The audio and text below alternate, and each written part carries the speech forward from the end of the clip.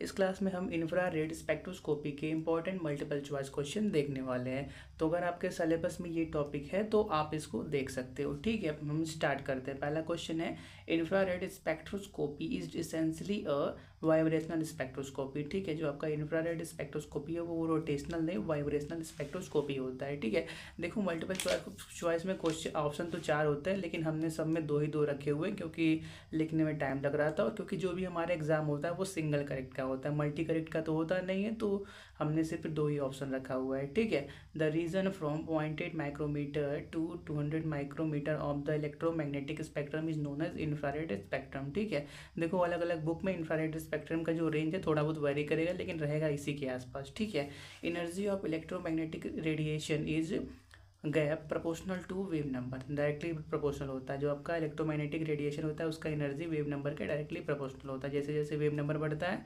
Energy भी बढ़ने लगती है। ठीक है, carbon dioxide has 4 vibrational mode, yes double bond C double bond yes has 4 vibrational mode. ठीक है, methane has 9 vibrational mode, HCl has 1 vibrational mode. ये वाइब्रेशनल मोड आपको याद करने पड़ेंगे। ठीक है, पूछ सकता है कि किसी मॉलिक्यूल को ये इनमें से किसी का वाइब्रेशनल मोड पूछ सकता है। ठीक है, the vibrational frequency of a band can be calculated by using of Hooke's law. Hooke's law क्या होता है? वाइब्रेशनल फ्रीक्वेंसी का या फिर इक्वल टू 1/2πc√k/म्यू होता है। ठीक है, जहाँ पे c स्पीड ऑफ लाइट है, म्यू हमारे पास रेडियस मास है, k हमारे पास एक कांस्टेंट है। ठीक है, आगे बढ़ते हैं।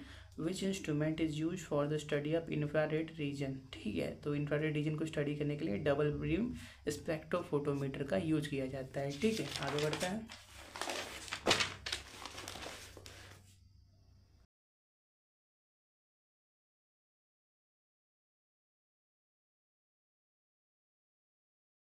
तो देखो नेक्स्ट क्वेश्चन हमारे पास है, the vibrational frequency is in intramolecular hydrogen bonding is concentration independent. जो आपका इंट्रामॉलिक्यूलर हाइड्रोजन बॉन्डिंग है उसके अंदर जो वाइब्रेशनल फ्रीक्वेंसी होता है कंसंट्रेशन पर डिपेंड नहीं करता। ठीक है, और लेकिन अगर हम बात करें इंटरमॉलिक्यूलर के बारे में तो उस केस में जो आपका कंसंट्रेशन होता है वो वाइब्रेशनल फ्रीक्वेंसी पे डिपेंड करता है। ठीक है, the vibrational frequency in intermolecular hydrogen bonding is concentration dependent. Infrared radiation are weak. Infrared radiation क्या होते हैं? वीक होते हैं। Infrared radiation can produce electronic excitation नहीं है, क्योंकि देखो इंफ्रारेड रेडिएशन वीक होते हैं तो वो इलेक्ट्रॉनिक एक्साइटेशन प्रोड्यूस नहीं कर सकते, तो हम फॉल्स पे लगाएंगे। ठीक है, which compound absorb in infrared reason, saturated compound या आल ऑर्गेनिक बॉन्ड एंड ग्रुप। ठीक है, तो देखो जितने भी ऑर्गेनिक बॉन्ड ग्रुप होते हैं वो इंफ्रारेड रीजन के अंदर एब्जॉर्ब होते हैं। ठीक है, infrared spectra are usually express in term of frequency. ठीक है, इंफ्रारेड स्पेक्ट्रा को जनरली फ्रीक्वेंसी के टर्म में एक्सप्रेस किया जाता है। ठीक है, infrared spectra show sharp peaks. Infrared spectra क्या शार्प पिक्स, उसका ग्राफ देखोगे तो हर ग्राफ में आपको शार्प पिक्स दिखेंगे। ठीक है, मतलब कि बहुत जल्दी ऊपर हो जाएंगे, बहुत जल्दी नीचे, ऐसे ऐसे आपको दिखते रहेंगे। Infrared spectra give idea about the nature of functional group in the molecule. ठीक है, infrared spectra can be similar only for geometrical isomers. ठीक है, आगे बढ़ते हैं।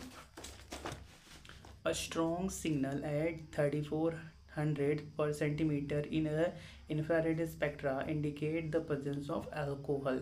The weakest stretching is absorbed in which of the following? R C double bond C R के अंदर। ठीक है, जो सबसे वीकेस्ट स्ट्रेचिंग होता है इन दोनों में से इसके अंदर देखा जाता है।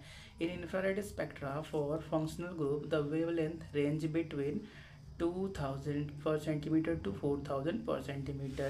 The CX stretching is seen on below 650 per centimeter. ठीक है, डायटोमिक मॉलिक्यूल वाटर है, number of mode of vibration उसके पास 3 आपके पास मोड ऑफ वाइब्रेशन होते हैं वाटर के पास। ठीक है, फिंगरप्रिंट रीजन इज इनमें से कोई नहीं है। ठीक है, उसका कोई और ही रेंज होता है, हम दूसरे क्लास में देखेंगे क्या होता है। ठीक है, ये जो फिंगरप्रिंट रीजन है इसका क्वेश्चन पिछले साल महात्मा गांधी विद्यापीठ के अंदर पूछा था। ठीक है, वहाँ पे हमने जो सॉल्व कराया है उसके अंदर उसका रेंज लिखा हुआ है।